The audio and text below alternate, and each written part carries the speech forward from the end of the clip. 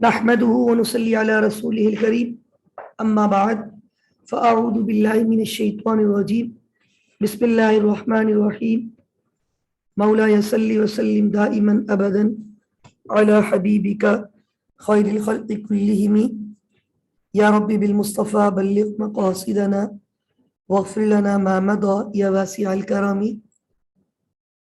हम्द व सना के बाद काबिल एहतराम ख़वातीन व हज़रात, गर्ल्स एंड बॉयज़, अस्सलामु अलैकुम व रहमतुल्लाहि व बरकातुहू।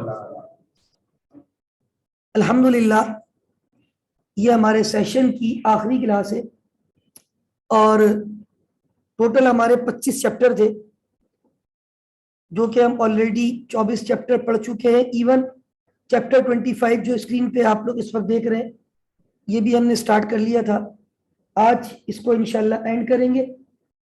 और ये जो टॉपिक है, मैंने पहले भी कहा था, अगेन आई रिपीट, ये टॉपिक बहुत वास्ट है, लेकिन आपका लेवल अभी वास्ट नहीं है। You are in operational level right now. ये वो टॉपिक है जो स्ट्रेटेजिक लेवल में भी आपके साथ चलेगा। स्ट्रेटेजिक लेवल में जब आप पढ़ेंगे कॉर्पोरेट फाइनेंशियल रिपोर्टिंग का पेपर, एडवांस फाइनेंशियल रिपोर्टिंग, वहां पर भी ये टॉपिक आपको पढ़ाया जाएगा और वहां आपका विजन ही इंशाल्लाह चेंज होगा। अगर आप वहां जाओगे तो वहां आपका लेवल ही स्ट्रेटेजिक होगा, तो वो पढ़ाने का, उन टीचर का अंदाज भी स्ट्रेटेजिक लेवल होगा, क्योंकि इस टॉपिक से हम बहुत कुछ कैलकुलेट कर सकते हैं।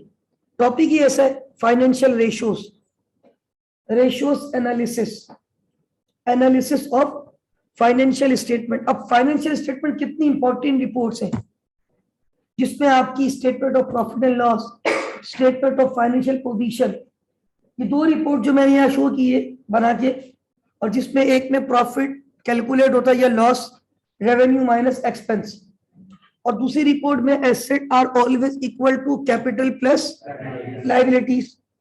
तो आपकी पूरी अकाउंटिंग कुल्लू मौजूद। अब आप देखिए, वंस अपॉन अ टाइम जब आप लोग आए थे यहाँ पढ़ने के लिए, तो हम जब स्टार्ट करते हैं अपने लेक्चर को, एक बड़ी अच्छी बात मुझे याद आ रही है। मैं अभी 2-3 दिन पहले कहीं पढ़ा रहा था, तो मैंने पढ़ाते पढ़ाते जब फाइनल अकाउंट शुरू किए थे, तो मैंने वहां पे एक चीज आपको शेयर करता हूँ। मैंने वहां पे उस वक्त दिस वन, ये आपको भी मैंने बताया होगा, मैं अक्सर बताता हूँ जब फाइनल अकाउंट की तरफ जाता हूँ। जब आप लोग आते हो, बिल्कुल बेसिक होती हो, नॉन कॉमर्स खास तौर पे, हम कहते हैं business accounting is the language of business.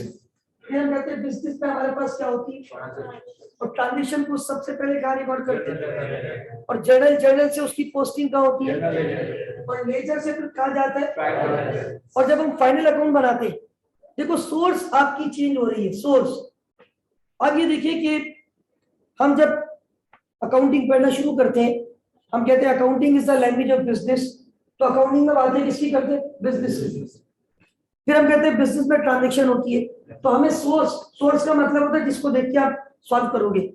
तो जनरल का सवाल जब सॉल्व करते थे, तो आपके सामने बिजनेस की क्या होती थी, Aslam started business with cash investment of rupees this, sold goods from Shahnawaz, sold goods to Shahnawaz, purchase goods from Arib. ठीक है, तो ट्रांजैक्शन होती थी।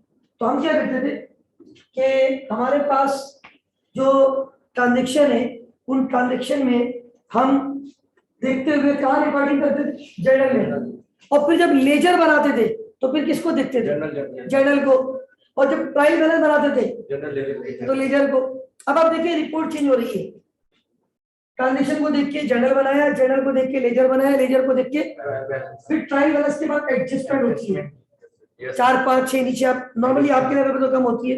एडजस्टमेंट को सामने रखते हुए खुद ब खुद ही वो एडजस्टेड ट्रायल बैलेंस हो जाता है, और उस रिपोर्ट को देख के इस फाइनेंशियल स्टेटमेंट बनाते थे, प्रॉफिट एंड लॉस और फाइनेंशियल पोजीशन। और उसमें क्योंकि सब कुछ होता था, एसेट भी होते थे, कैपिटल भी होता था, लायबिलिटी भी होती थी। तो एसेट कैपिटल लायबिलिटी एक तरफ हो जाते थे, रेवेन्यू भी होती थी, एक्सपेंस भी होते थे। तो रेवेन्यू और एक्सपेंस जो है वो आपके एक तरफ हो जाते थे, राइट। अच्छा, अब उसके बाद आज हम जो पढ़ने जा रहे हैं, आज हमारी सोर्स अब ये होगी, हमारी सोर्स क्या होगी, फाइनेंशियल स्टेटमेंट। देखिए सोर्स कैसे बदल रही है।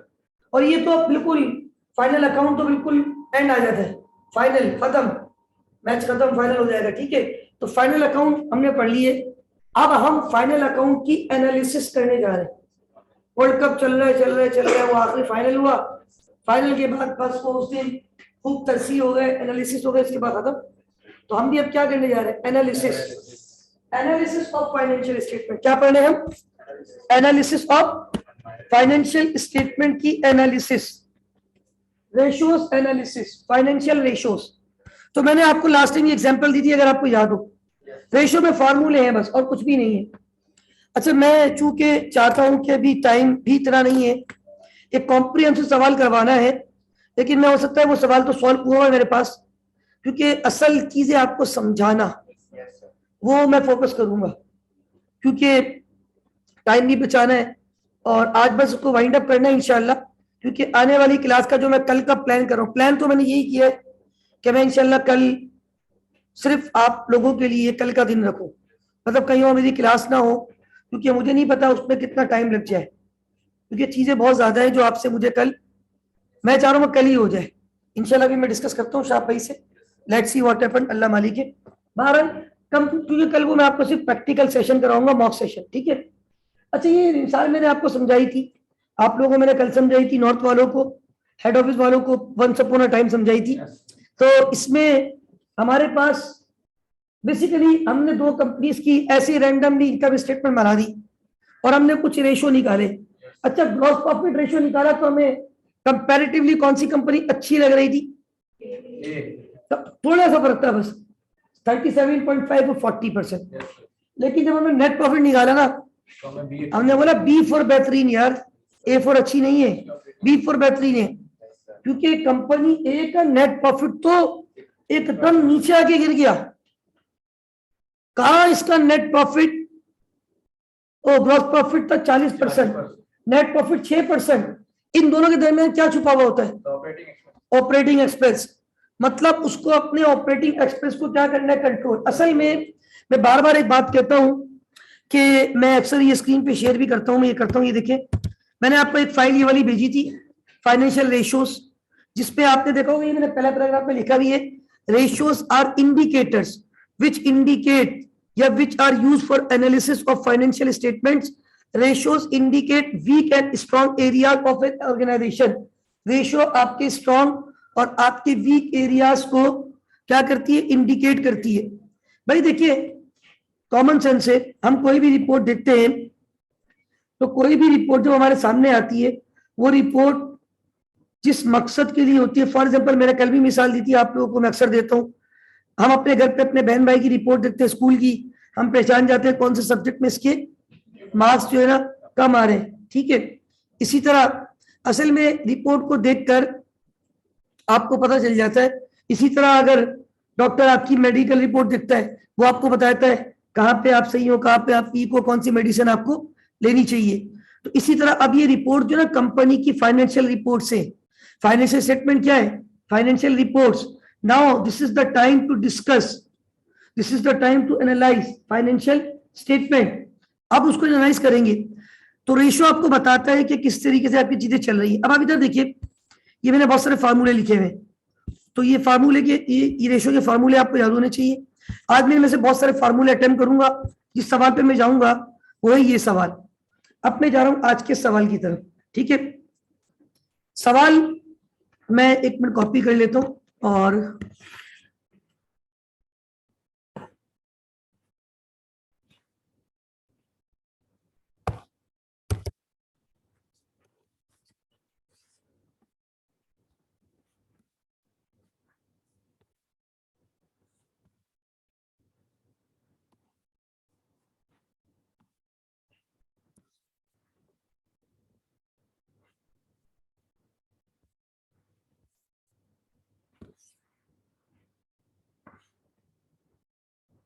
कितने रेशियो इसमें अगर आप देखें, कैलकुलेट करने को कह रहा है 20 रेशियो, कितने 20। मैंने कहा ना रेशियो तो इतना कॉम्प्रिहेंसिव टॉपिक है। मुझे एक बात याद आ रही है कि मैंने वो शायद यहाँ तो बताई थी हेड ऑफिस में, कुछ बातें होती है मैं कॉमनली कर लेता हूँ, कुछ मैं शायद एक जगह कर रहा हूँ, दूसरी जगह शायद डिस्कस नहीं हो सकी, अभी मुझे एकदम याद आ गई। अब इधर देखिएगा, ये जो आपकी बैलेंस शीट है, कितने साल की बैलेंस शीट है? 2 साल। अच्छा, ये जो 2 साल की बैलेंस शीट आप देख रहे हैं, ये तो 2 साल है। मैंने कहा ये तो टॉपिक आपका आगे तक जाएगा, ये टॉपिक इंशाल्लाह आपको बहुत काम आएगा, और इस टॉपिक में बड़ी डेप्थ है, और आगे जाके इंशाल्लाह आपको बहुत डिटेल से कंपनीज की फाइनेंशियल स्टेटमेंट को एनालाइज करना है। तो मैंने बच्चों को शायद बताया था, आप लोगों को याद होगा कि मैं जब पेपर देने गया था ना फाइनल स्टेज का, उसने मुझे 5 साल की इनकम स्टेटमेंट और 5 साल की बैलेंस शीट बना के दी थी एग्जामिनर ने पेपर में, और बोला था इस 5 साल की मल्टीपल रेशो, बोला था हर साल के 13 रेशो कैलकुलेट करो अपनी मर्जी की, कोई भी 13। कल मैंने 3 कैलकुलेट किए थे क्लास में, जीपी एनपी, मतलब वो डायरेक्ट आपको दिखाए थे, और ऑपरेटिंग एक्सपेंस। उसने कहा था अपनी मर्जी के कितने रेशो कैलकुलेट करो, और फिर इसकी एनालिसिस करो कि 5 साल पहले ये कहा थी और 5 साल बाद। अब मेरे सामने 5 साल का जीपी आ रहा हो तो मैं देख के बता दूंगा कंपनी किस तरफ जा रही है। 5 साल की नेट प्रॉफिट आ रहे हो तो बता सकूंगा कंपनी किस तरफ जा रही है। तो रेशो आपके इंडिकेटर्स है, तो आपको बताते हैं कि कहाँ पे आप वीक है, कहाँ पे आप स्ट्रांग है, कहाँ पे आपको फर्दर डिसीजन लेने चाहिए, कहाँ पे आपको किस तरीके से चलना चाहिए। तो बहरहाल अब बात ये हमारे पास कि फाइनेंशियल रेशो एनालिसिस। अच्छा, एक चीज मैं आपको बता दूं कि ये जो हम सवाल देख रहे हैं, इस सवाल में बैलेंस शीट पुराने अंदाज से बनी हुई है। ये वो अंदाज है जो कि आईकॉम बीकॉम लेवल में यूज होता है। हम जब बैलेंस शीट बनाते हैं, पहली बात अब हम बैलेंस शीट लिखते भी नहीं है, नाम क्या लिखते?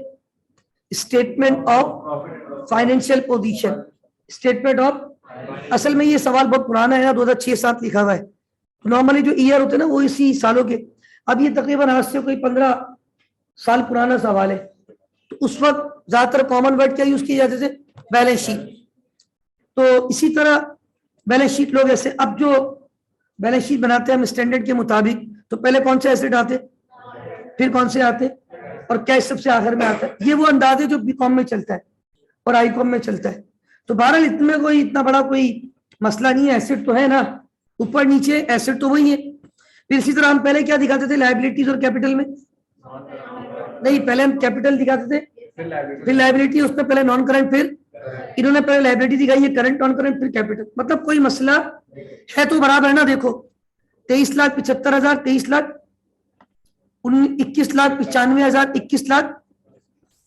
फिर ये अगले पेज पे बनी हुई है 2 साल की, सॉरी 1 साल की इनकम स्टेटमेंट। अब इनकम स्टेटमेंट वही पुराना वर्ड है, अब हम क्या यूज करते हैं? स्टेटमेंट ऑफ सेल, मतलब रेवेन्यू सेल को बोलते हैं, cost of goods sold, GP, operating expense, PBT, tax वगैरह वगैरह। एक छोटी सी स्टेटमेंट बनी हुई है रिटेन अर्निंग, मैंने एक का सवाल में बनाई थी कि आपका जो रिटेन अर्निंग होता है कंपनी में, पुराना रिटेन अर्निंग था 5,10,000, इस साल कंपनी ने कितना प्रॉफिट कमाया? 1,60,000। ये देखिए ऊपर आ भी रहा है नेट प्रॉफिट, और ये 5,10,000 का है। ये देखें पिछले साल की, ये देखें ये है 2006 की बैलेंस शीट और ये 2007 की। तो 2006 की बैलेंस शीट पे रिटेन अर्निंग था 5,00,000, आज कितना आ रहा है? 6,00,000। अब ये कैसे आ रहा है 6,20,000? ये कह रहे हैं 5,10,000 पहले से था, इस साल कितना कमाया? 1,60,000। तो कितना होना चाहिए? 6,00,000। तो 50,000 चोरी हो गई है। कंपनी ने क्या दे दिया है?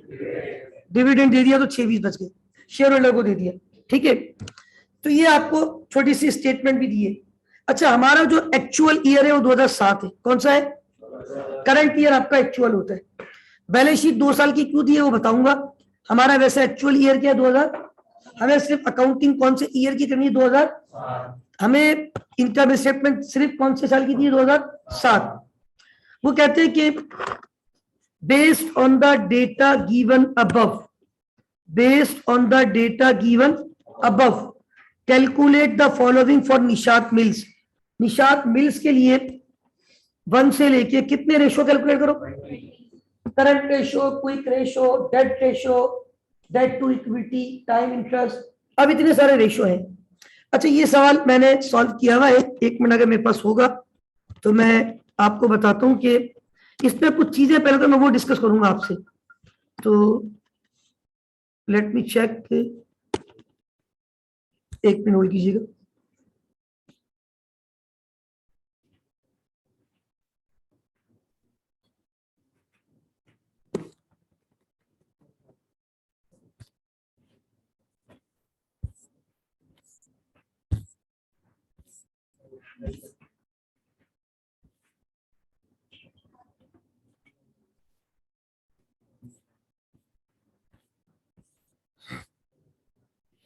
Please be silent, stop talking, बातें नहीं करें प्लीज।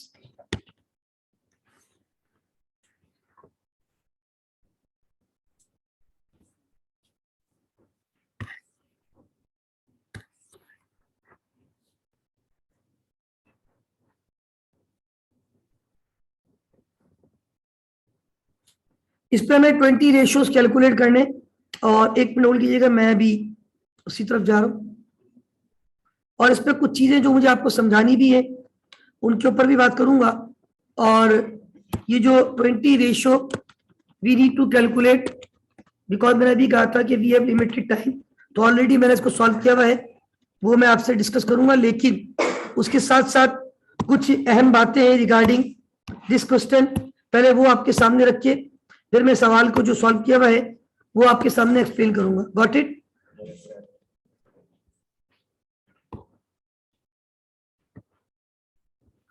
जी, कितने स्टूडेंट पेपर दे रहे हैं इस दफा?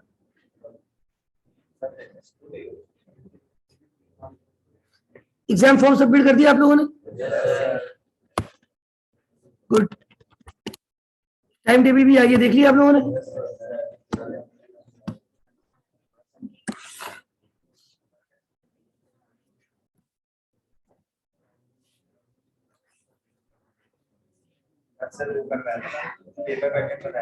अच्छा, सिमुलेशन हुआ था? हाँ, वो जो हमने पहले भी प्रैक्टिस की वही है, सही है ना? अच्छा भाई, please be silent, come to the point. और all of you please be silent. मैं आप तमाम स्टूडेंट से रिक्वेस्ट करूंगा, please be silent. Okay, now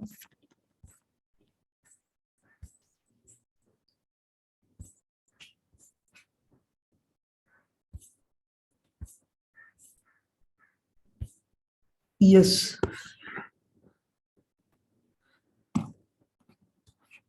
okay students, come to the point. Now देखिए, ये जो हम सवाल सॉल्व करने जा रहे हैं, इसमें बिजनेसमैन का नाम क्या है? निशात मिल्स। और निशात मिल्स की हमने बड़ी कॉम्प्रिहेंसिव, आज आपको इंशाल्लाह, मेरा ये बड़ा इंटरेस्टिंग मतलब फेवरेट टॉपिक है। जब मैं इस पे बात करता हूँ तो बड़े जोश में भी आ जाता हूँ, क्योंकि इस पे एनालिसिस होती है ना, तो एनालिसिस का मुझे बड़ा शौक है।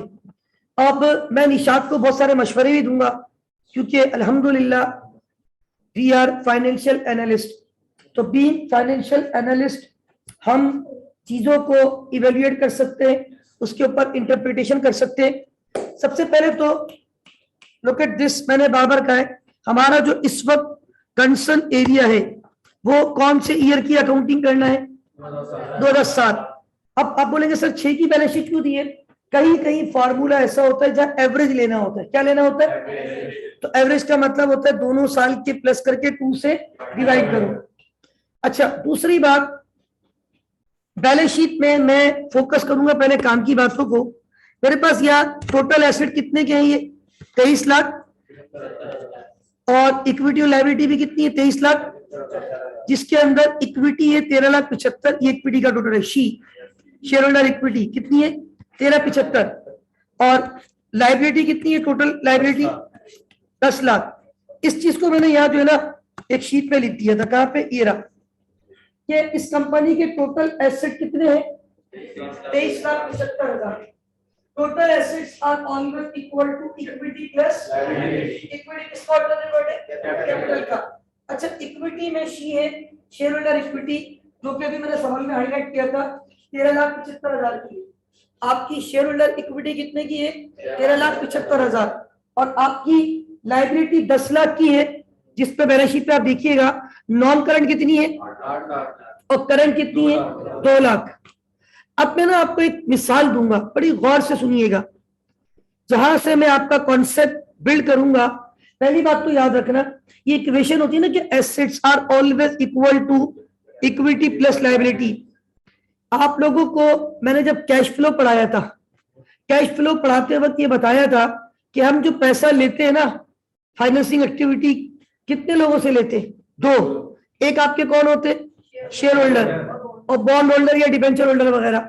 असल में ये जो नॉन करंट लायबिलिटी है ना और ये शेयर होल्डर इक्विटी, इसको मैंने सर्कल किया हुआ है, देख रहे हैं आप लोग ये वाला एरिया। असल में ये जो एरिया है ना मेरे भाई, ये आपकी जान है, ये आपकी शान है, ये आपकी मान है, ये आपकी पहचान है।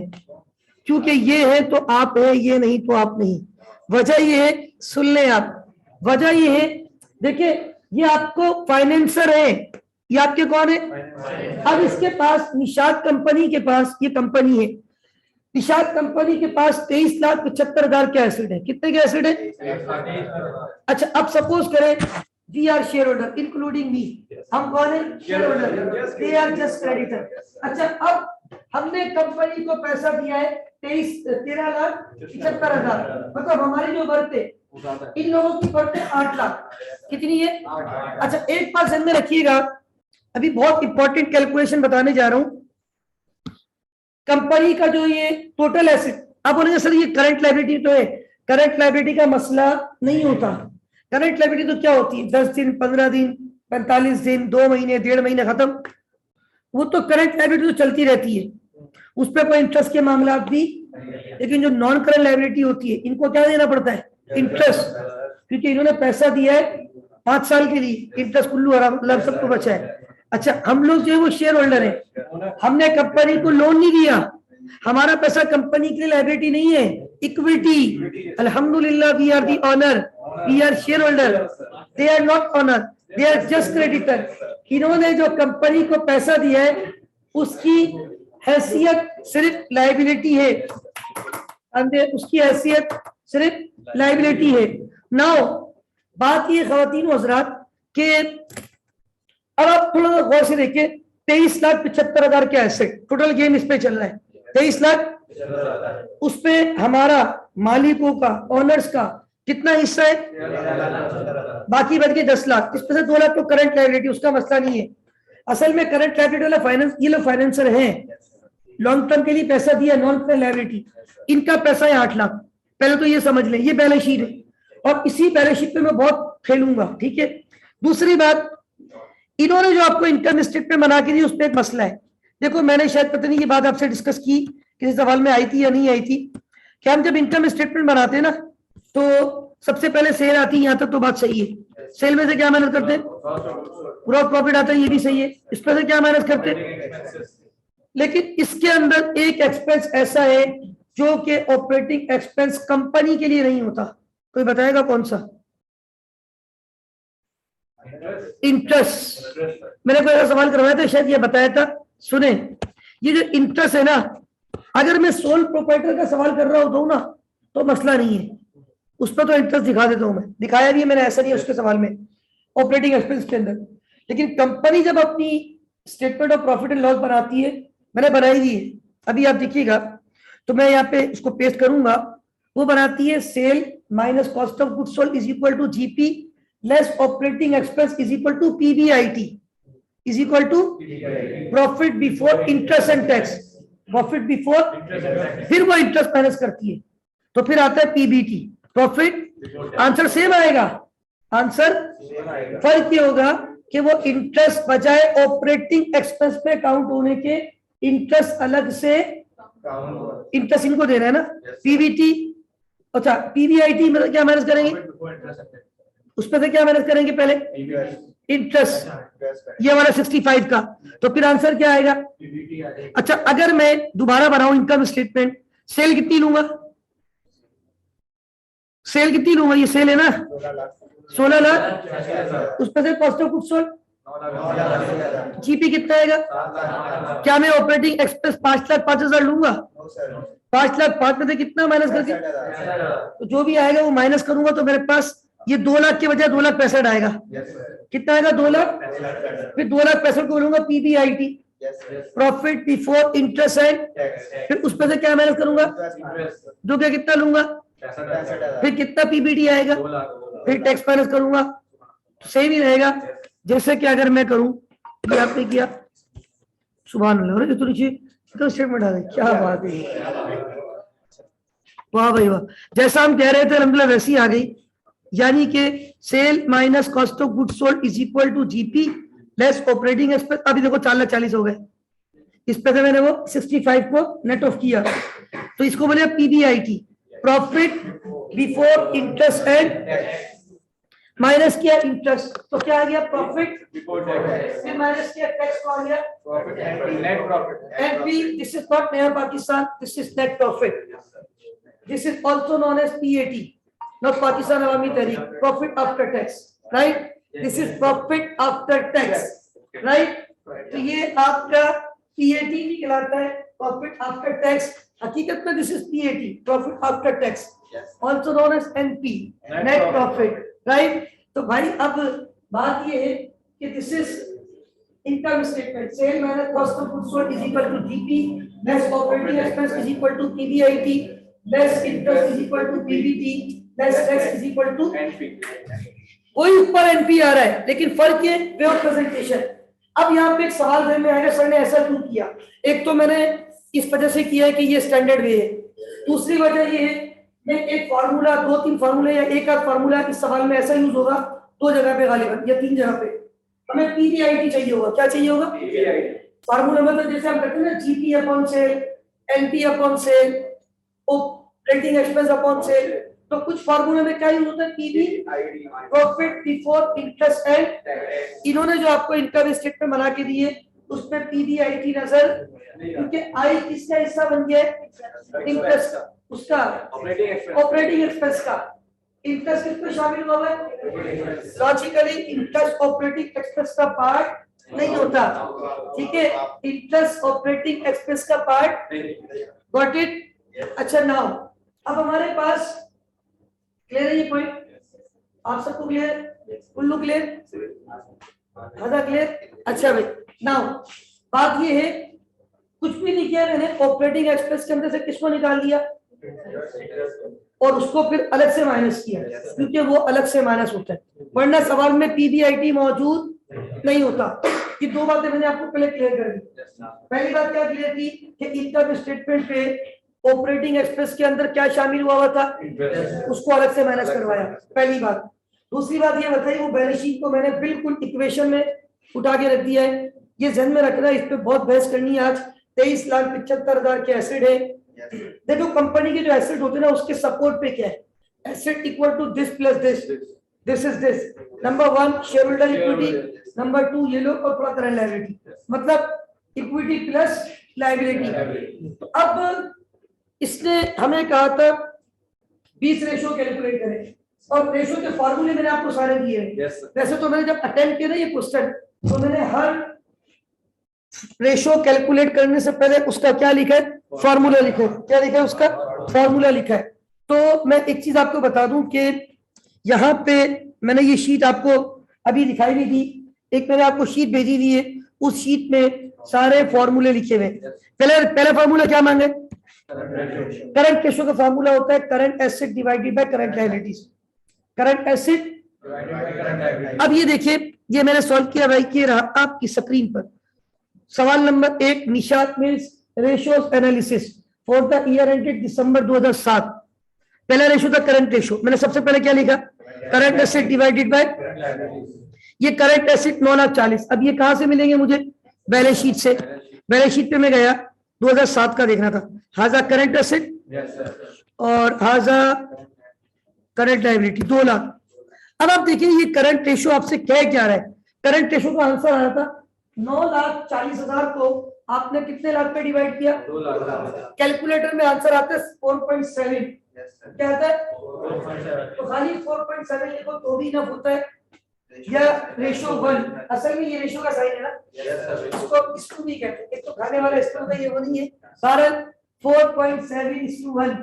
अभी जो 4.7:1 है ना, इसका मतलब होता है कि इस कंपनी के पास 1 रुपए की करंट लायबिलिटी को पे करने के लिए 4.7 रुपए के करंट एसेट है। इज दैट गुड और बैड? गुड। तो बहुत अच्छा है मतलब, लेकिन याद रखना, कहते हैं ना किसी चीज की कमी भी अच्छी नहीं है और किसी चीज की ज्यादती। भाई अगर नमक सस्ता है तो खाने में बहुत डालो तो क्या मसला? भाई everything should be at optimum level. अब ये बहुत अच्छा है, स्टैंडर्ड कहते हैं कि इट शुड बी, और मतलब एटलीस्ट इट शुड बी 2:1। कितना हो?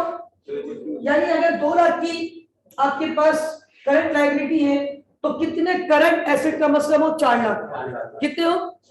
4 लाख डिवाइडेड बाय 2 लाख करता आंसर क्या आता? 4.7:1।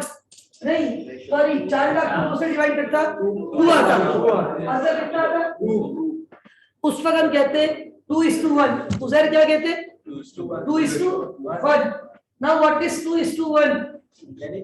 यानी आपके पास 1 रुपए की करंट लायबिलिटी को पे करने के वास्ते 2 रुपए के करंट एसेट मौजूद है।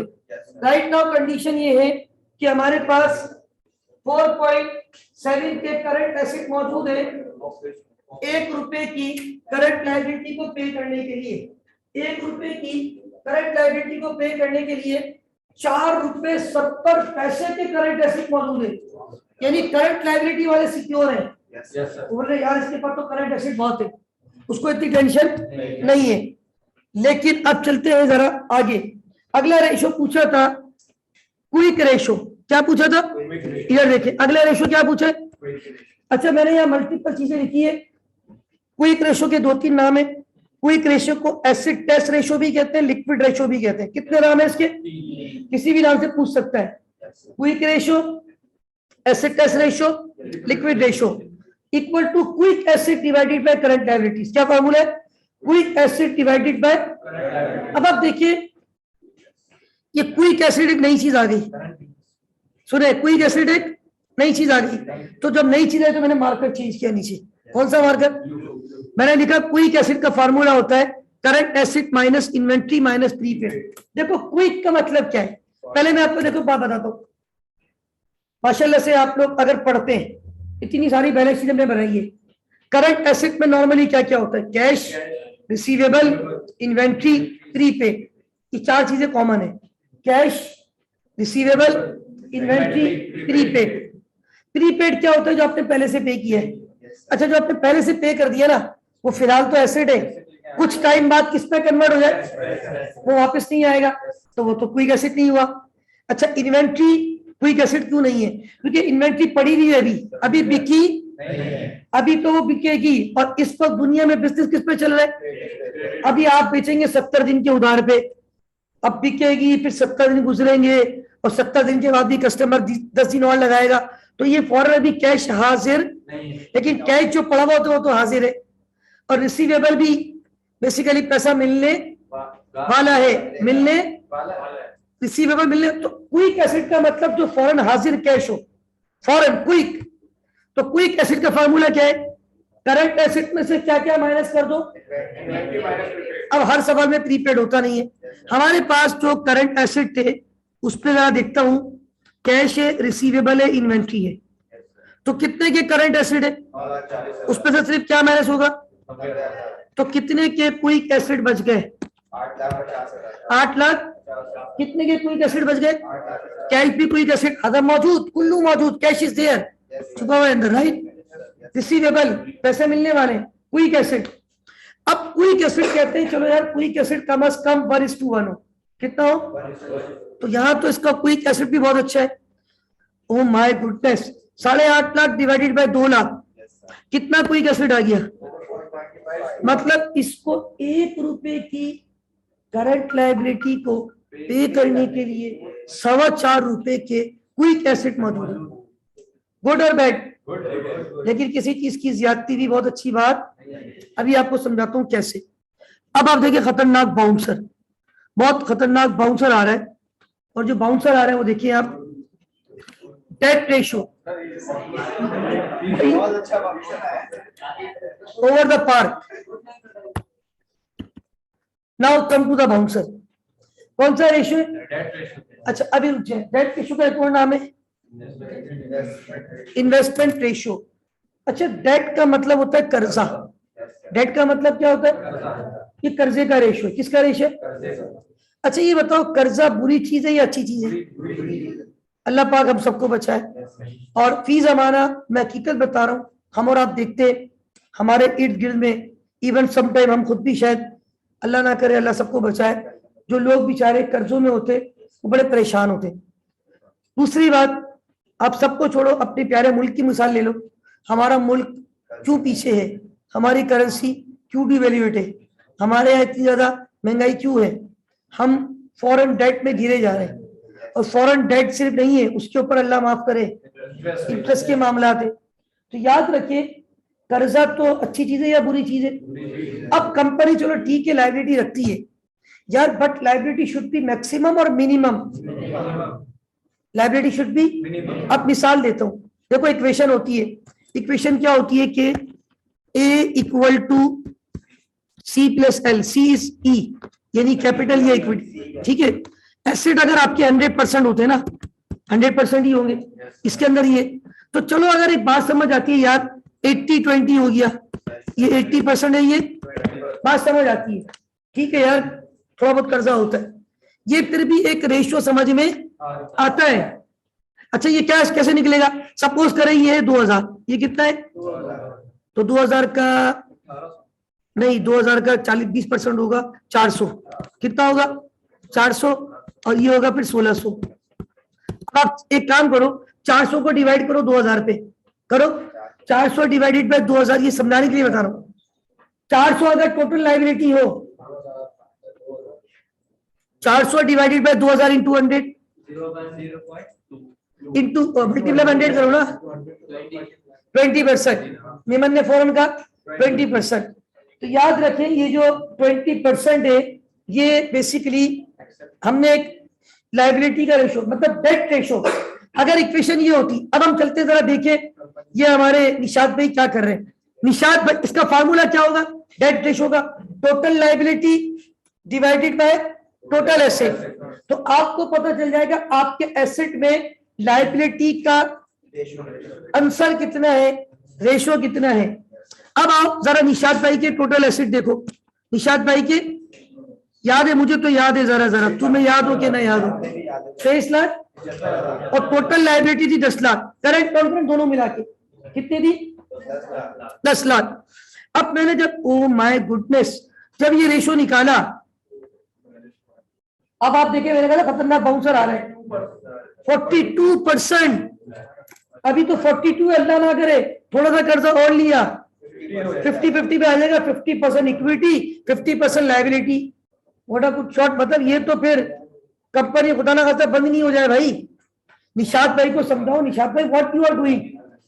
अब आप देखो ना, रेशियो हमने कैलकुलेट किए, रेशियोज आर इंडिकेटर्स, जो आपके इंडिकेट कर रहे हैं स्ट्रॉन्ग और वीक। अब मेरी बात सुने, अब यहां मैं अक्सर निशात भाई को एक बात कहता हूं, निशात भाई मेरी एक बात पे अमल करें ना, इनके बहुत सारे रेशो अल्टीमेटली अच्छे हो जाएंगे। वो बात क्या है? देखिए बात ये है कि 10, अभी हमने देखा 10 लाख की लायबिलिटी है, यस और नो? ये रही इक्वेशन, कहां गई? ये रही 10 लाख रुपए की लायबिलिटी है। कितनी? 10 लाख। इस 10 लाख रुपए की लायबिलिटी में हमारे पास टोटल एसेट कितने? 23 लाख। तो 23,75,000 के एसेट में आपके ऊपर 10 लाख तो कर्जा है, तो बचा क्या? 13,75,000। तो मतलब आपका डेट रेशियो बहुत ज्यादा है। याद रखना, हम लोग ऑनर है, कंपनी ऑनरशिप शेयर होल्डर की होती है। जितने ज्यादा लायबिलिटी होगी ना, हमारे लिए कंपनी उतनी रिस्की होगी। Higher the debt, higher the interest, higher the risk, lower the debt, lower the interest, lower the risk. जब जितना ज्यादा कर्जा होगा उतना ज्यादा इंटरेस्ट देना होगा, उतना ज्यादा रिस्की होगा। जितना कम कर्जा होगा उतना कम इंटरेस्ट देना होगा, उतना कम रिस्की होगा। अब एक बात सुने, यहां पे बड़ी अहम बात we are going to discuss, और जो बात हमने डिस्कस करनी है वो ये है कि हमारे पास यहां पे इस वक्त जो रेशो आ रहा था, कहां गया? ये रहा रेशो आ रहा था आपके पास, दिस वन 42.1।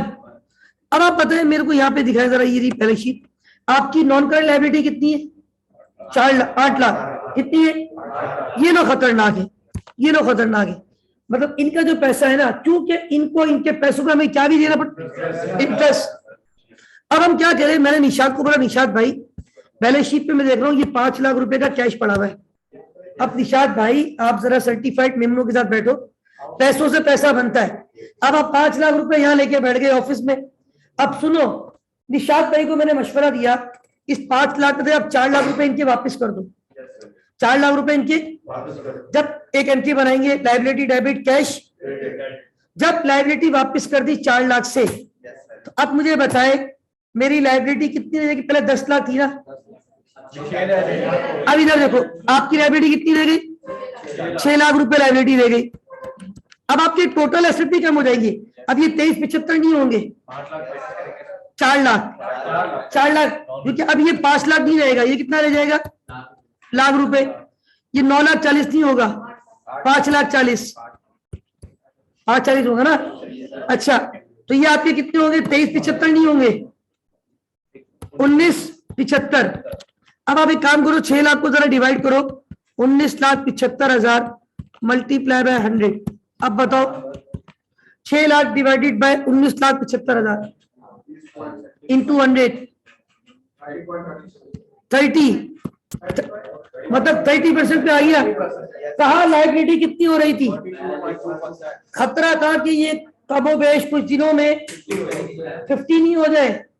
हमने एक एक्शन लिया, ठग करके हमारी लायबिलिटी का रेशो। दूसरी बात, यहाँ कुछ बच्चे सोचते सर वो 5,40,000 करंट एसेट हो गए ना, वो करंट रेशो भी खराब हो जाएगा। तो 5,40,000 को भी मैं डिवाइड करूंगा ना 2 लाख से, करंट रेशो तब भी 2 से ऊपर आएगा, और क्विक रेशो में भी कोई खास फर्क, मतलब सारे स्टैंडर्ड आपके सही रहेंगे। दूसरी बात, ये निशात भाई को मतलब समझना चाहिए कि भाई मैं पैसों को इस्तेमाल करूं, इनका कर्जा वापस करूं, इनको कम से कम करूं, क्योंकि ये हमारे लिए रिस्की है, ये हमारे लिए क्वेश्चन मार्क है, ये हमारे क्रेडिटर्स हैं, just creditor, they should be minimum, right. तो भाई बात ये है। अब हमारे पास नेक्स्ट आ जाए, ये रेशो समझ में आया आपको? आगे समझ में ratio, debt ratio. Debt ratio क्या समझा रहे हैं आपको? लायबिलिटी ज्यादा रखो कम रखो। इसकी लायबिलिटी का रेशो कितना आ रहा है? इज दैट गुड और बैड? Very bad. भाई इसको तो एक्शन लेनी चाहिए, ठीक है। आगे आ जाए, अगला रेशो क्या पूछे? Debt to. अब ये जो डेट टू टोटल इक्विटी है ना, इसका formula debt divided by SHE, equity बोलते हैं शी को। ये देखिए, debt to total equity, long term debt divided by SHE. अब इनका और हमारा कंपैरिजन, ये लोग कौन है? 8 लाख वाले, हम लोग कौन है? 13,75 वाले। असल में याद रखो, हम दोनों कंपनी को चलाने वाले भाई, हम दोनों फाइनेंसर है, हम दोनों। इनका पैसा कितना है? हमारा पैसा कितना है? अब हमने इनके पैसों को, ओ माय गॉड, इनके पैसों को अपने पैसों पे डिवाइड किया, तो हमारी जितनी ओनरशिप है ना, उसका कितना परसेंट ये लोग भी है? 50। ओ माय गॉड, आप देख रहे हैं इनकी हैसियत यहाँ पे, फुल छोड़े हो रहे हैं ये लोग। तो भाई बात ये मेरे भाई, लेकिन ये हमारे लिए अच्छी बात, liability should be, equity should be maximum. अब आप देखिए, मैंने कितना अच्छा मशवरा दिया था अभी निशात भाई को। अगर वो निशात भाई मेरी बात मान लेता ना, उससे ये डिनोमिनेटर में कोई फर्क नहीं आ रहा था। 13,75,000 अपनी जगह पे, एंट्री क्या बन रही थी? लायबिलिटी डेबिट कैश, 13,75,000 में कोई फर्क। ये आपकी लायबिलिटी बताए 8 लाख की कितनी हो जाती? अब जरा करो, 4 lakh divided by 13,75 into 100, 4 lakh divided by 13,75 into 100, 29%। 29। अब आप देखो, कहा 60% पे बात जा रही थी, कहा 29% पे आ गई इनकी औकात। आ रही है बात समझ में? कहा 60% के करीब है, हमने यू रेशो निकाला, लेस देन 30% पे आ गए। लेकिन ये बात कौन समझाए? निशात। सारी बातें हम निशात को समझा रहे हैं कि निशात भाई, you have to take action against your long term creditor. ये आपकी बैलेंस शीट को खराब कर रहे हैं। These are the question marks. You have to take actions. आपको इनके खिलाफ क्या लेने? भाई बात ये है, लायबिलिटी बुरी चीज है, तो please be silent, please be silent. तो मेरे भाई, ये 58.1%, इज दैट गुड और नॉट गुड? अगर वो 4 लाख का कर्जा वापस करेगा मेमन भाई, खुद ब खुद ही परसेंटेज कहां पहुंच जाएगी? 29%। What a good shot. आगे आए, टाइम इंटरेस्ट अर्न क्या है, इसका फार्मूला है, ये देखो यहाँ लिखा हुआ है पीबीआईटी अपॉन इंटरेस्ट एक्सपेंस। अब देखो सवाल में पीबीआईटी नहीं था, लेकिन मैंने कैलकुलेट किया था अभी 2,65,000 डिवाइडेड बाय 65, 4.07 टाइम। अब आप देखें ना कितने सिक्योर है ये लोग। कंपनी कमा रही है 2,65,000, कितना कमा रही है, और इनको सिर्फ कितना देना है, तो कंपनी 65,000 4 मरतबा भी देना तब भी कंपनी दे सकती। कंपनी देगी नहीं 4 दफा, देगी तो 1 मरतबा, लेकिन ये लोग सिक्योर हो गए ना, तो कंपनी इतना कमाती है हमें तो मिलेगा ही मिलेगा, हमें तो आसानी से, वी आर सिक्योर। ये लोग कौन है, सिक्योर है, राइट। तो याद रखिए जो 4.707 आ रहा है ना, ये इनको सिक्योर कर रहा है, इंटरेस्ट इनको देना है। अगला रेशियो क्या पूछे, अकाउंट रिसीवेबल। इसमें 2 चीजें होती है, एक होता है रिसीवेबल टर्नओवर इन डेज, एक होता है रिसीवेबल टर्नओवर इन टाइम्स। एक होता है डेज में, एक होता है, मैंने दोनों निकाले हैं, इधर देखिए, ये अकाउंट रिसीवेबल टाइम में निकाला है। फॉर्मूला क्या है, नेट क्रेडिट सेल, सवाल में दी गई है, डिवाइडेड बाय, अच्छा अब हम सारी सेल को मानेंगे कि किस पे की है सारी सेल, क्रेडिट पे। एवरेज क्योंकि कुछ लिखा हुआ नहीं, इसका मतलब होता है सारी किस पे हुई है, क्रेडिट पे, डिवाइडेड बाय एवरेज रिसीवेबल। अब मैंने ब्लू मार्कर से लिखा, एवरेज रिसीवेबल कैसे निकालूंगा, दोनों साल की बैलेंस शीट का रिसीवेबल प्लस करूंगा और 2 से आगे एवरेज रिसीवेबल। तो मेरे पास कितना टाइम आ रहा है, नेट 5 पॉइंट। इसका मतलब पता है क्या है, ये बड़ा खतरनाक मतलब है। इसका मतलब ये है कि कंपनी साल में सिर्फ 5 मरतबा कलेक्शन करती है कस्टमर से। कितनी मरतबा, अब मैंने डेज भी निकाला, रिसीवेबल टर्नओवर इन, इसका फार्मूला आया average receivable divided by net credit sale into 100 और इनटू एवरेज रिसीवेबल आया 3,20,000, net credit sale I 16,85 divided by 365, क्योंकि साल में कितने दिन हो, 300। मतलब ये फार्मूला रिवर्स हो गया, ऊपर वाला फार्मूला ये ऊपर गया नीचे गया, फिर अब कितने दिन आ गए।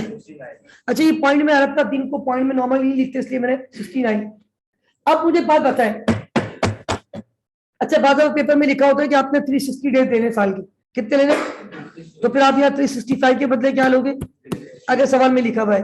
अब आप मुझे बताएं ये कितने दिन, इसका मतलब पता है क्या है, ये हमने क्या निकाला है, रिसीवेबल टर्नओवर डेज, क्या कलेक्शन 69 डेज के बाद होती है, हाँ यानी अगर मैं 69 को 70 कर दूं, किसको कितना कर दूं, पहली कलेक्शन में 70 दिन के बाद, दूसरी मर्तबा 140 दिन, तीसरी मर्तबा 210, चौथी मर्तबा 280, पांचवी मर्तबा 350, 7 का टेबल नहीं आता। पहली मर्तबा कलेक्शन सुन ले, पहली मर्तबा कलेक्शन कितने दिन के बाद हुई, 70 डेज, दूसरी मर्तबा, तीसरी मर्तबा, चौथी मर्तबा, पांचवी मर्तबा 350, साल में कितने दिन है, 365, कितने दिन रह गए, तभी तो आंसर आता 5.25 टाइम। कंपनी कितनी मर्तबा कलेक्शन करती है साल में, 5.25 मर्तबा, यानी कंपनी कितने दिन का क्रेडिट दे रही है। अब मैं आपको बताऊं, सुने, ये हमारे निशाद भाई बड़े भोले हैं, और बात ये मेरे भाई निशाद भाई जो है ना, वो बेसिकली थोड़ा सही नहीं चल रहे, और निशाद भाई को हमने समझाना है, please come to the point please. Now Nishad भाई जो है ना, इनको हमने कुछ चीजें गाइड करनी है, और उसमें सबसे पहले तो देखो रिसीवेबल का मैं आपको कुछ चीजें समझाता हूँ। देखो रिसीवेबल, हमें पैसा लेना है लोगों से, तो आप किसी कंपनी में है, आप ये चाहोगे कि हम ज्यादा से ज्यादा दिन का क्रेडिट या कम से कम दिन का, पैसा जल्दी आए।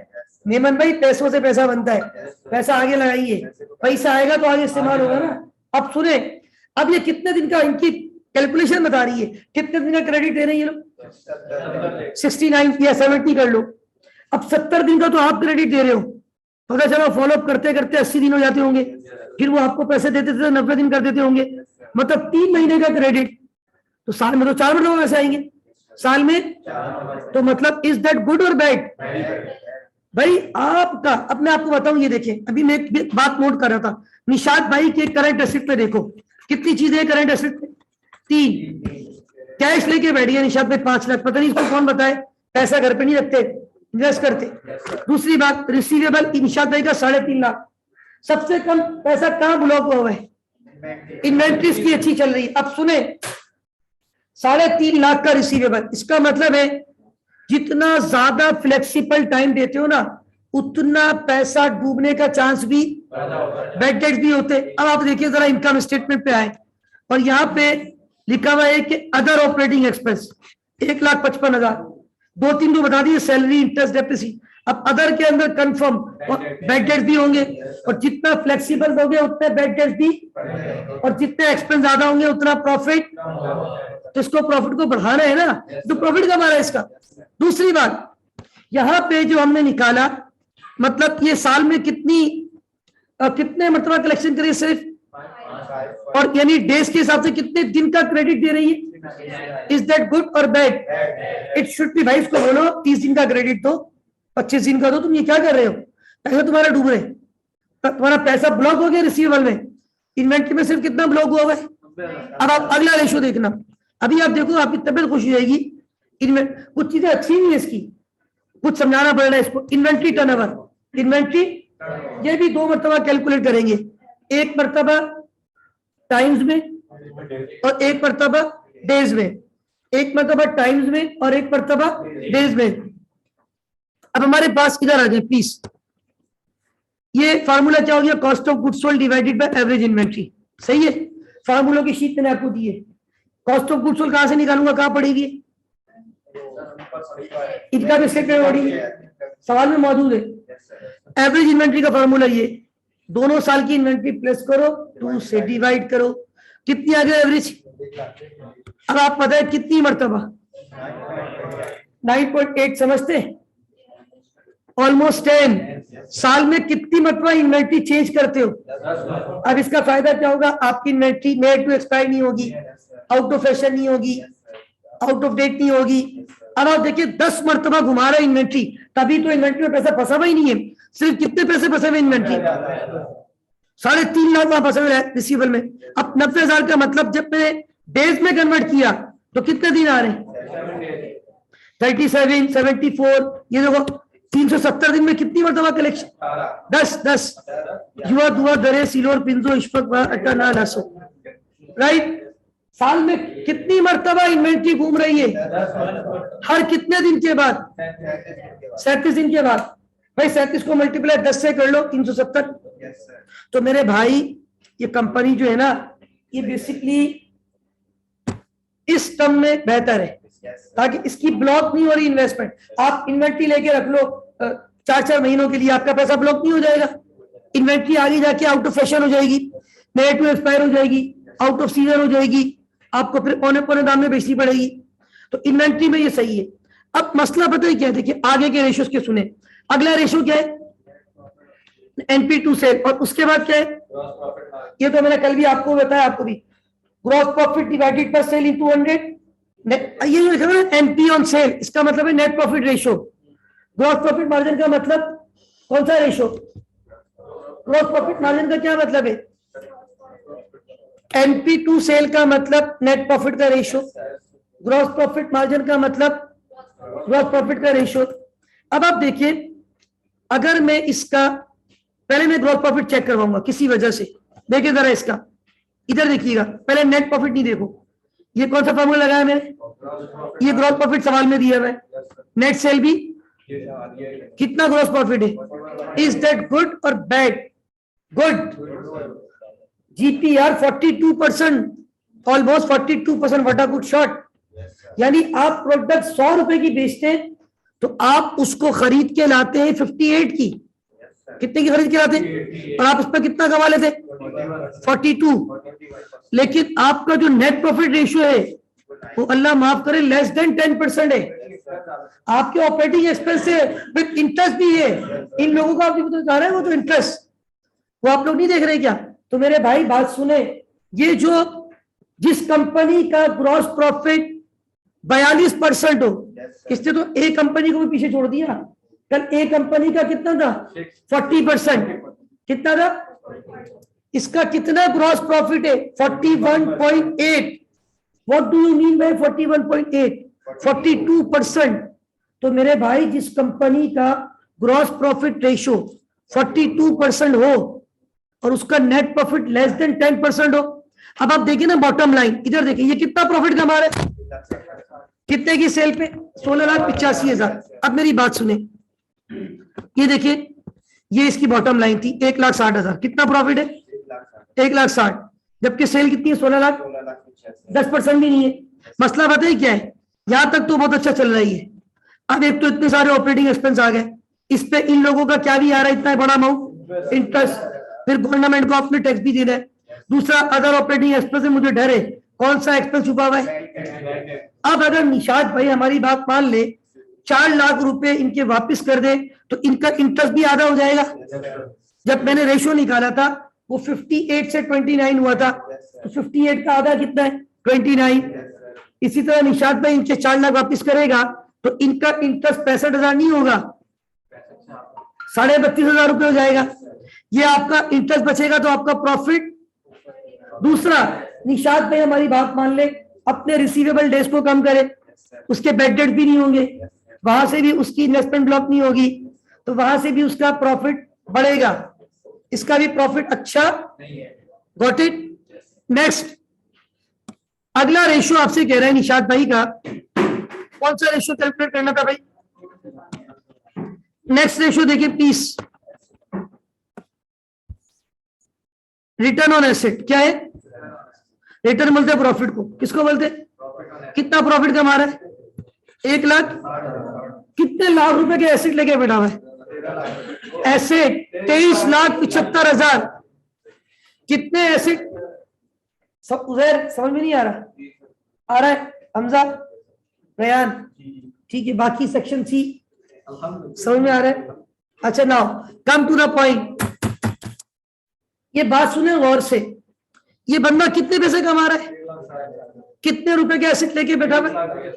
अब मैंने जब ये रेशियो कैलकुलेट किया कि return on asset 1,60,000 net profit divided bye, oh my goodness, कितना परसेंट कमा रहा है 6.7%, मतलब 23 लाख आप मुझे दे दो, 23,75,000 रुपए, ये 1,60,000 कमा रहे। हमारे इलाके में होल सिटी में आज भी 23 लाख 24 लाख का छोटा मोटा फ्लैट मिल जाता है, उसको आप 2-4 महीने में घुमा दो वो आपका 28-29 लाख में चला जाता है। तो मेरे भाई 2-3 लाख तो आप ऐसे ही कमा लोगे, ये पूरा साल निकाल के भी 23,75,000 के एसेट पे सिर्फ कितने कमा रहा है। व्हाट इज दिस भाई, मेरे भाई एक तो इन लोगों का इंटरेस्ट है, हमें इनके इंटरेस्ट को भी कंट्रोल करना है।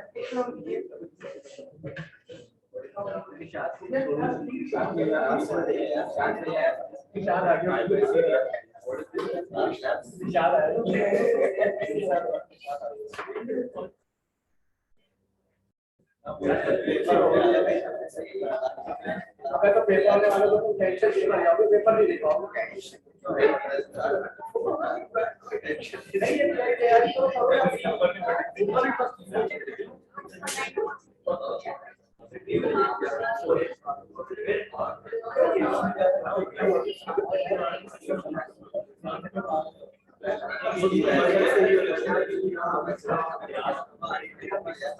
अच्छा भाई प्लीज साइड, तो मैं ये कह रहा हूँ भाई, अब मुझे बताओ इसका प्रॉफिट कैसे बढ़ेगा जब ये इनका कर्जा थोड़ा कम हो जाएगा, जिसकी वजह से इनका इंटरेस्ट कम हो जाएगा, और ये अपने रिसीवेबल को थोड़ा कंट्रोल करे, अपने रिसीवेबल के डेज को कम करेगा।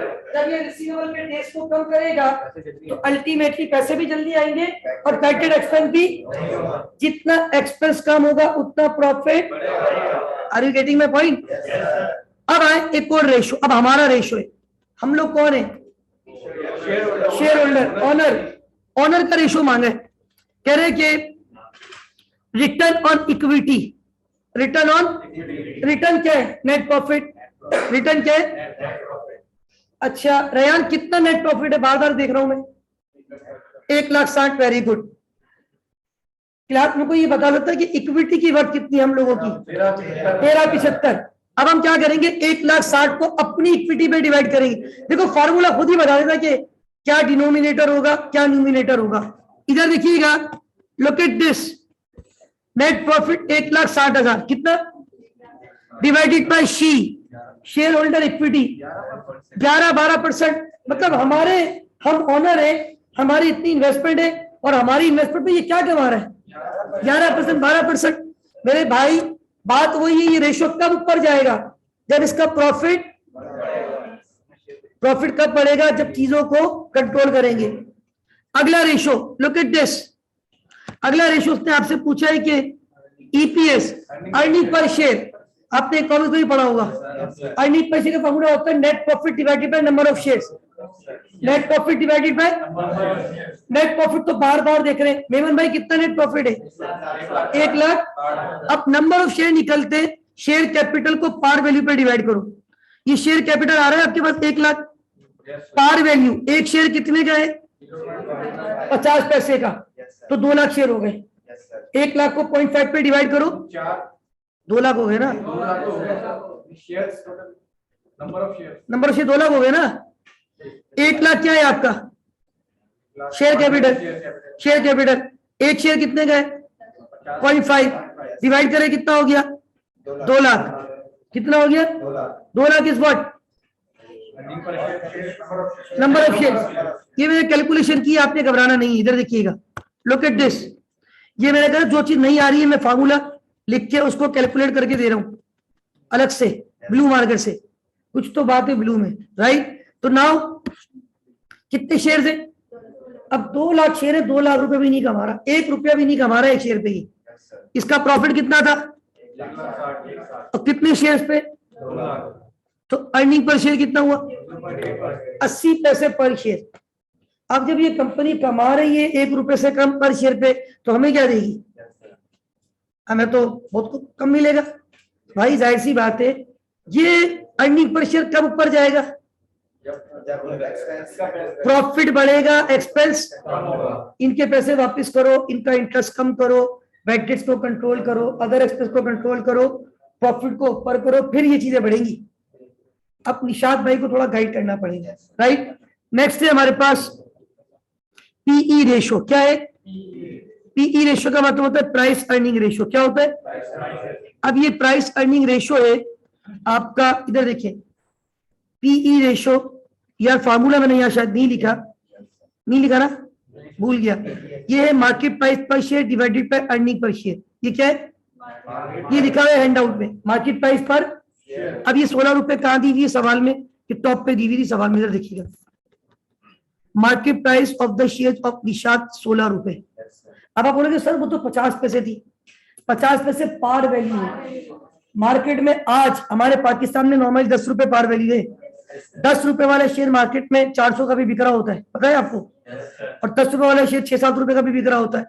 तो वो तो अब आप बोलोगे सर इसका शेयर तो मार्केट में अच्छा बिक रहा है, 16 रुपए का बिक रहा है। इसका मतलब एक्सटर्नल फैक्टर अच्छे हैं, मार्केट अच्छी है, लेकिन आप इंटरनली वीक है।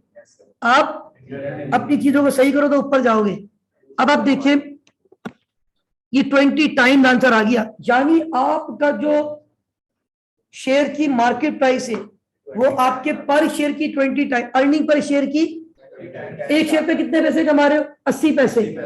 80 पैसे को कितने मरतबा प्लस करो? 20 मरतबा। कितनी मरतबा प्लस करो? तब आंसर आएगा 20। 80 पैसे को 20 मरतबा प्लस करो तब आंसर आएगा। यानी आपकी शेयर की मार्केट प्राइस आपकी अर्निंग का कितना परसेंट है? 20%। उसके बाद आ जाए आगे नेक्स्ट, डिविडेंड यील्ड। क्या पूछा है? इसका फार्मूला है डीपीएस अपॉन एमपीएस। अच्छा एमपीएस तो ये रहा, MPS is what? Market price पर शेयर। कितने रुपए थी? अब ये डीपीएस कौन सी बना गई? Dividend per share.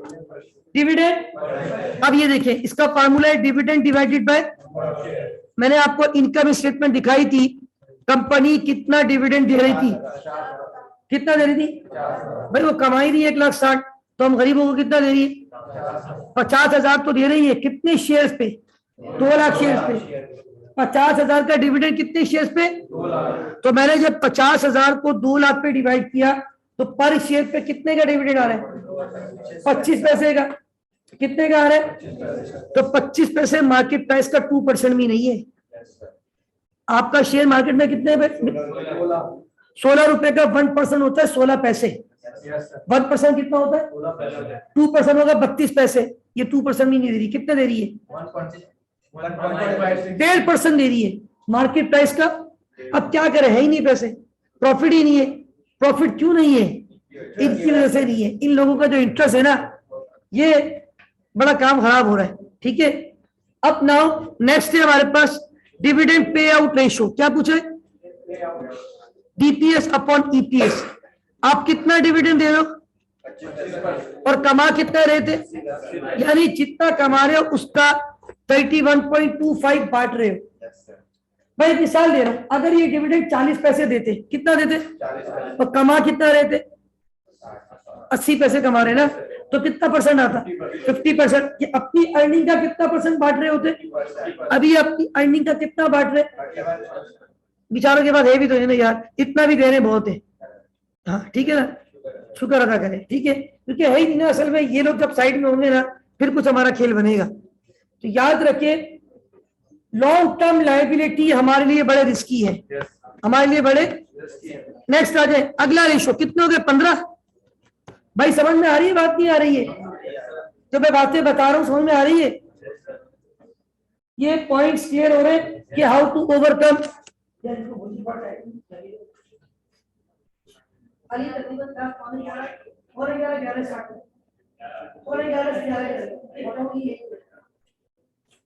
अच्छा, नाउ नेक्स्ट है हमारे पास, please come to the point. Now the point is that BV per share. क्या पूछे? Book value per share. क्या पूछे? अब बीवी कैसे, बुक वैल्यू कैसे आएगी? Share holder equity divided by number of share. Share holder equity divided by, अब share holder equity कितनी है? 13 लाख। क्योंकि ये जो शेयर होल्डर इक्विटी बुक में आ रही होती है, कहाँ आ रही थी? इसलिए बीवी कहलाती है, बुक वैल्यू। क्या कहलाती है? देखो, एक होती है बुक वैल्यू, एक होती है मार्केट वैल्यू, एक होती है पार वैल्यू।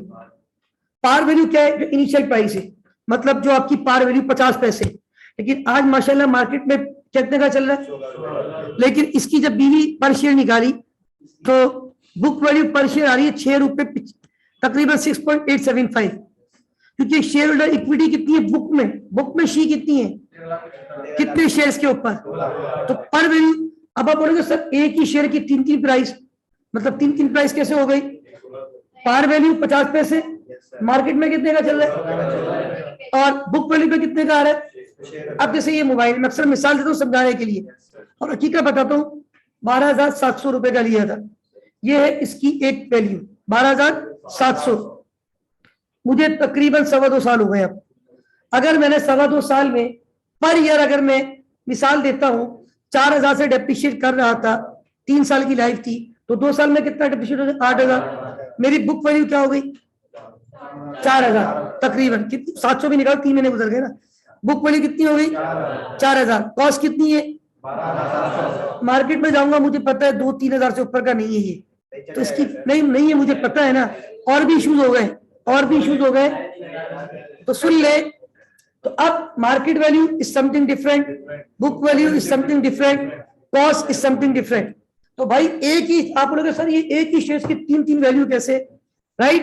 अब आ जाए अगली calculation, please listen carefully.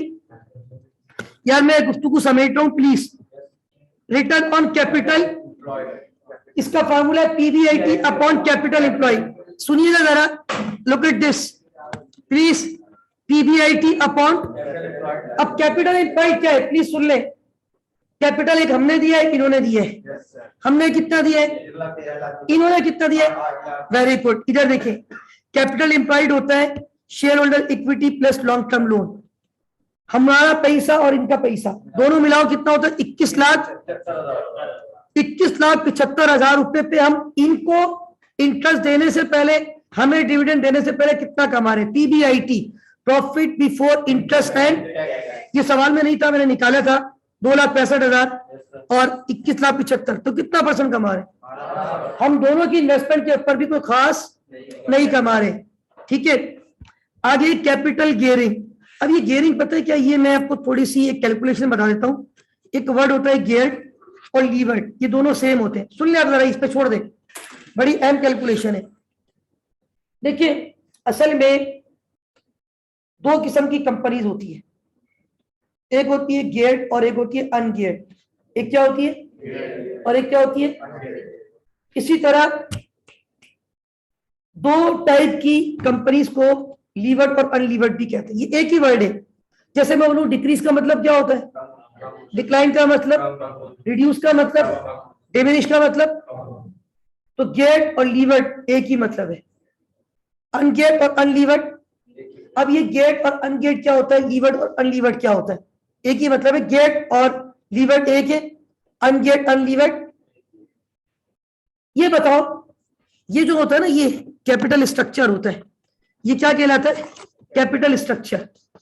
She और एनसीएल, अभी मैंने कैपिटल एम्प्लॉयड ऐसे ही निकाला था, इन दोनों को प्लस किया था, लॉन्ग टर्म लोन और शी। अब एक मिसाल दे रहा हूं, समझने की कोशिश कीजिएगा, आसान तरीके से समझाऊंगा। एक कंपनी के पास शी और एनसीएल, नॉन करंट लायबिलिटी, आसान मिसाल दूंगा। ये है 7,000 और ये है 3,000, कुल मिला के कितना हो गया। इसका मतलब है ये 70% है, ये आपका सीएस कहलाता है, कैपिटल स्ट्रक्चर। इसको सीई भी कहते हैं, कैपिटल। हमने कुछ कैपिटल एम्प्लॉय किया, कुछ इन्होंने एम्प्लॉय किया। हमने कितना एम्प्लॉय किया और इन्होंने, ये कहलाती है इक्विटी फाइनेंसिंग। क्या कहलाती है, ये क्या कहलाती है, डेट फाइनेंसिंग। अच्छा, क्या हर कंपनी में जरूरी दोनों फाइनेंस हो, नहीं। सुने, इक्विटी तो लाजमी है, इक्विटी के बगैर कंपनी, तो दुनिया में क्या ऐसी कंपनीज होती है जो इस तरह चलती हो कि अगर मैं इसको कन्वर्ट करूं ये जीरो हो जाए, यानी 100% कौन सी फाइनेंसिंग हो, बिल्कुल हो सकती है। और वो तो बहुत अच्छी कंपनी होगी, उस पर शेयर होल्डर का कोई रिस्क, ये लोग होंगे ही नहीं। जब ये लोग नहीं होंगे तो इंटरेस्ट नहीं होगा, इंटरेस्ट नहीं होगा तो सारा प्रॉफिट हमारा होगा। और हम, देखो हकीकत भी यही है ना, जिसके ऊपर कर्जा नहीं है उसका इंटरेस्ट नहीं हो, कितना सुकून में जिंदगी। तो याद रखें, वो कंपनीज जो डेट और इक्विटी दोनों को लेके चलती है उनको कहते हैं गेट या लीवर्ड कंपनीज। क्या कहते हैं, गेट या। और वो कंपनीज जो 100% किस पे हो, उसको बोलते हैं अनगेयर्ड, अनलीवर्ड। उस पर कोई गेयरिंग, गेयर्ड नहीं है। गेयरिंग का मतलब होता है इनका होना, वो अनगेयर्ड है, अनलीवर्ड है। क्या कहलाएगी, अनगेयर्ड या, वो कंपनी कहलाती है अनगेयर्ड या अनलीवर्ड। क्या कहलाती है, अनगेयर्ड या अनलीवर्ड। Is that clear. तो वो कंपनी कहलाती है अनगेयर्ड या unlevered. Are you getting my point. जिस कंपनी के पास डेट और इक्विटी दोनों फाइनेंसिंग है वो क्या कहलाती है, गेयर्ड या अनगेयर्ड, और लीवर्ड भी कहते हैं। और जिसके पास बिल्कुल नहीं 100% इक्विटी है। अच्छा, अब मैं दो मिसालें आपको देता हूं। मैं जहां जॉब करता था ना, उस कंपनी के पास दोनों फाइनेंसिंग थी, ऑनर ने भी की हुई थी, इक्विटी फाइनेंसिंग भी थी, और बैंक से लॉन्ग टर्म लोन लिया हुआ था। अल्लाह माफ करे, उस पर क्या देना पड़ता था। तो वो गेट कंपनी थी या अनगेट थी, है गेट थी। मैंने 2011 में रिजाइन किया था, 2000। फिर एक मरतबा मैं अक्सर गुजरता हूँ वहां से, मेरे घर के करीब है अब्दुल्ला हारून रोड पे, मैं अभी भी अक्सर गुजरता हूँ, इस शायद इस हफ्ते भी गुजराऊंगा।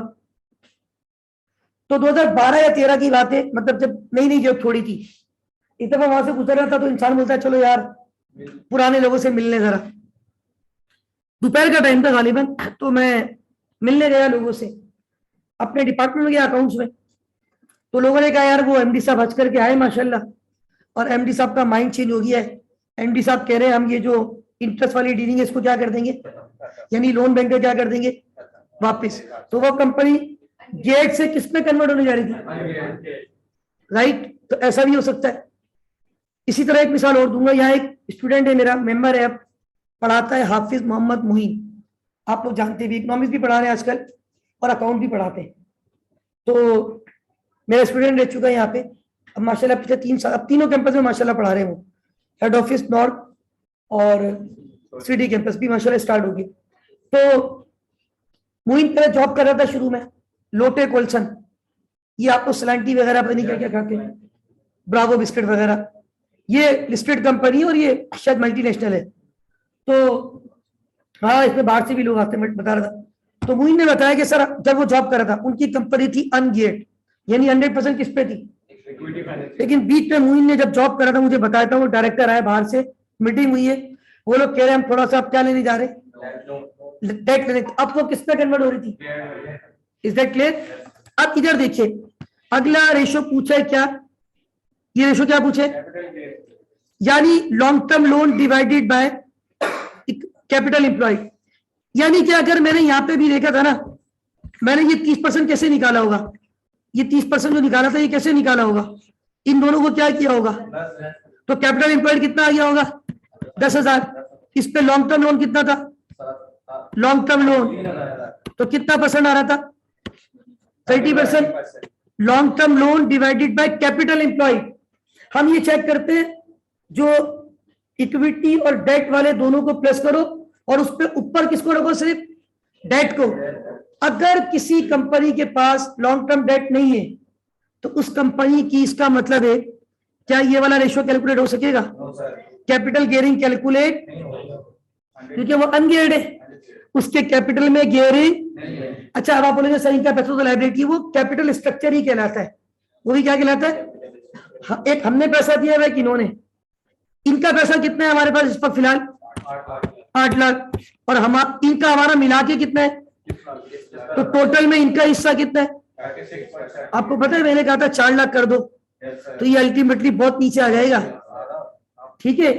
अच्छा अब आ जाओ लिवरेज, ये वही है गियर्ड, इसका फार्मूला है PBIT PBI upon PBIT minus I. PBIT कितना था 2 lakh, PBIT 2,65,000 minus interest 65, 2 lakh को 2,65,000 को किस पे डिवाइड किया, 2 लाख पे ना। फार्मूला क्या है, PBIT upon PBIT minus interest, तो पीबीआईटी 2,65,000 माइनस इंटरेस्ट कितना था इन लोगों का, माइनस किया तो कितना आ गया, तो ये डिवाइड किया कितना आ गया 1 पॉइंट। अब एक बात याद रखना, ये पॉइंट के बाद जो फैक्टर है ना ये रिस्क का फैक्टर है, क्योंकि इंटरेस्ट जा रहा है।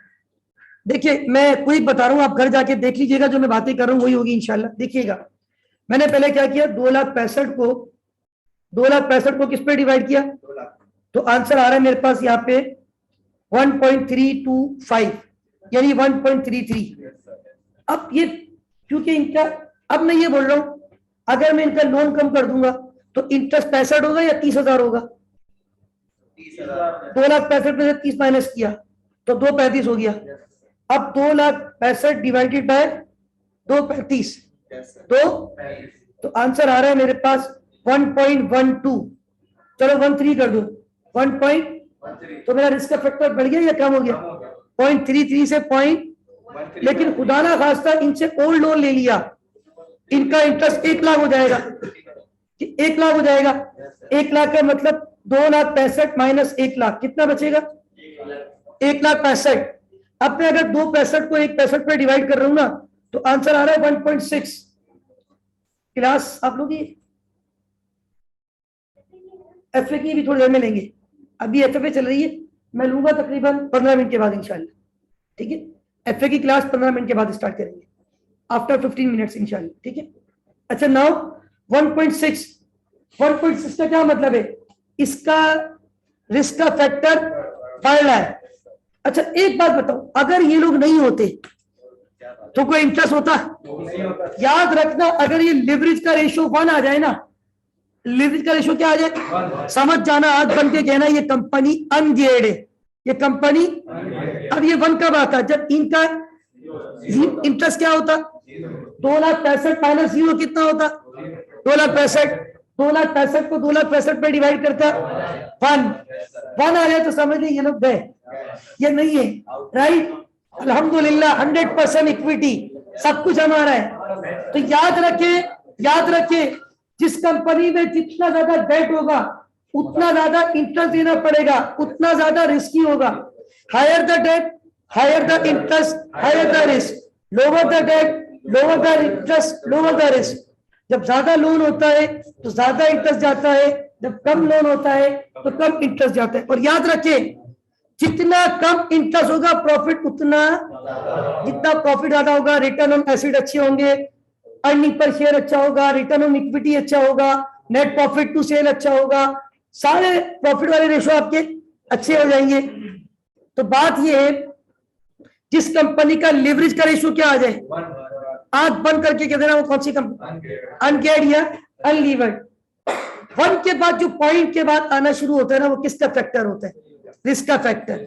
आखिरी फार्मूला था डिविडेंड कवर, फार्मूला है net profit divided bye dividend. Company ने कमाया कितना था और हमें डिविडेंड कितना दिया था। अगर कंपनी चाहती ना 50,000 वाले डिविडेंड, कितनी मर्तबा दे सकती थी, 3.2 या 3 टाइम। 50 देती 50 देती 50 देती, तब भी 150 खत्म होते, 1 लाख। हाँ, 3.2 टाइम।